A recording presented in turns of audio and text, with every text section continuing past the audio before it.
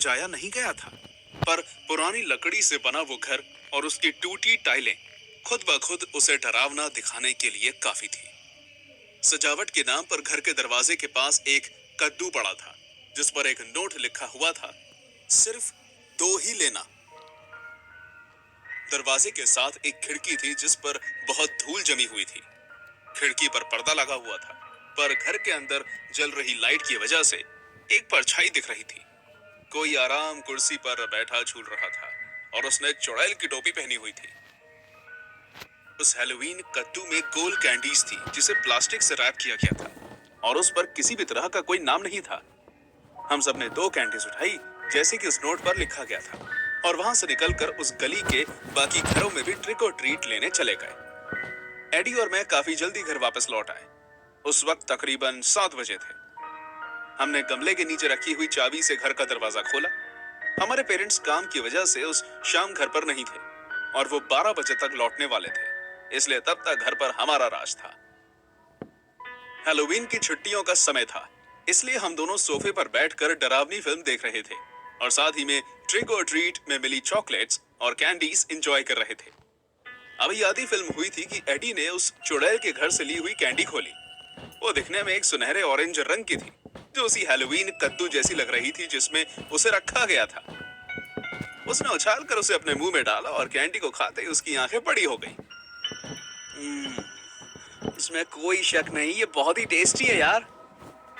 क्या वाकई? किस फ्लेवर की कैंडी है ये? मुझे ये नहीं पता, ये बता पाना थोड़ा मुश्किल है। मेरा भाई उस कैंडी को तोड़कर चबाने लगा। दांतों से कैंडी को तोड़ने की आवाज मुझे बाहर तक आ रही थी। वो हमेशा इसी तरह आवाज करके खाता है और उसकी ये बात मुझे बिल्कुल पसंद नहीं। जैसे ही उसने अपनी पहली कैंडी खत्म की, उस घर से लाई हुई दूसरी कैंडी भी उसने अपने मुंह में डाल ली और उसे भी जल्दी जल्दी चबाकर खत्म कर दिया।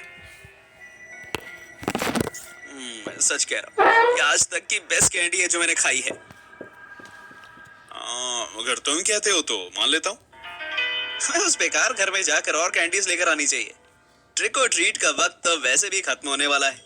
ऐसा नहीं है कि हम किसी और की कैंडीज ले रहे हैं, राइट? नहीं, मैं यही ठीक हूँ। तुम्हें जाना है तो जाओ। मैं अपनी किटकैट खाकर खुश हूँ। जैसी तुम्हारी मर्जी।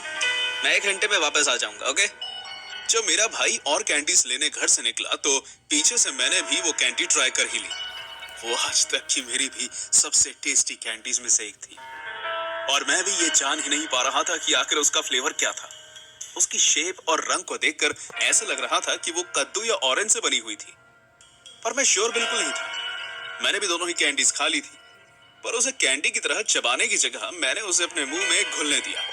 जब तक मैंने उन दोनों कैंडीज को खत्म किया, मैं काफी खुश हो चुका था।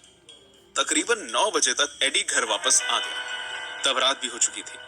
उसका ट्रिक और ट्रीट बैग ऊपर तक उन पम्पकिन कैंडीज से भरा हुआ था और वो उन्हें टीवी पर हॉरर मूवी देखते देखते खा रहा था। मैंने उसे कैंडीज को शेयर करने के बारे में नहीं पूछा।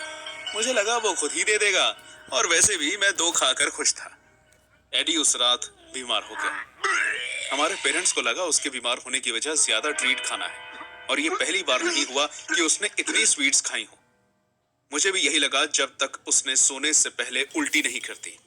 मैंने उसे बाथरूम तक जाने में मदद की और उसकी पीठ को तब तक सहलाता रहा जब तक उसने अपने पेट का सारा गंद बाहर नहीं निकाल दिया। मैंने कोशिश की कि मेरा ध्यान फ्लश करते हुए उसकी उल्टी पर ना जाए, क्योंकि उल्टी कौन देखना चाहेगा? यक! पर फिर भी फ्लश करते हुए मेरा ध्यान गया और मैंने कुछ अजीब देखा। उसकी की हुई उल्टी में दर्जनों कैंडीज थी जो बिल्कुल वैसे ही निकली थी जैसे नई हो और अभी अभी प्लास्टिक रैपर से निकली हो। कोई भी कहीं से भी टूटी हुई नहीं थी। उन कैंडीज की डरावनी मुस्कान और आधी बंद आंखें ऐसी लग रही थी जैसे वो मेरे भाई पर हंस रही हो और मेरा भाई उल्टी पर उल्टी करे जा रहा था। एडी सोने चला गया। वो उस रात बहुत ज्यादा बीमार था। हम दोनों एक ही बेडरूम में सोते थे, इसलिए मैंने उसका खांसना, दर्द में कराहना सब सुन पा रहा था। हम दोनों को ही नींद नहीं आ रही थी। कुछ देर बाद मेरी आंख लग गई, पर वो दर्द में करवट बदलता रहा। मुझे नहीं पता कि मैं कितनी देर सोया था, कुछ मिनट या घंटे जैसे मुझे लगता है। आधी रात को मेरी आंख किसी के हल्का हल्का चिल्लाने से हुई। मैंने अपनी आंखें नींद से खोली और बगल में लेटे अपने भाई से पूछा, एडी क्या तुम ठीक हो? जो मैंने देखा उसे देखकर मेरा खून मेरी नसों में ही जम गया। मेरे भाई के पास एक चुड़ैल खड़ी थी। उसके पूरे शरीर पर भद्दे मस्से थे और उसने अपने एक हाथ से मेरे भाई का मुंह दबा रखा था। उसने एक काला चोगा पहना हुआ था जिसकी वजह से उसका पूरा शरीर ढका हुआ था। सिर्फ उसके पंजों जैसे हाथ दिख रहे थे और पीले, लंबे और नुकीले नाखून। उसकी स्किन हरे रंग की थी और उसमें मस्से और फोड़े थे जो कभी भी फट सकते थे। एक ही बार में उसने मेरे भाई के पेट पर अपने नाखूनों से एक चीरा लगाया। जैसे ही उसने ऐसा किया, उसके पेट से बहुत सारी कैंडीज बाहर आने लगी और मेरा भाई वही खामोश हो गया। उस चुड़ैल ने सारी कैंडीज अपने काले बैग में डाली और आखिर की 2 पर रुक गई। उसने वो 2 कैंडीज उठाई और अपनी डरावनी काली आंखों से सीधे मेरी आंखों में देखा। डर से मेरी सांस अटक गई। ना मैं हिल पा रहा था और ना ही चिल्ला पा रहा था, क्योंकि मेरा दिमाग अब तक यकीन नहीं कर पाया था जो उसने देखा था।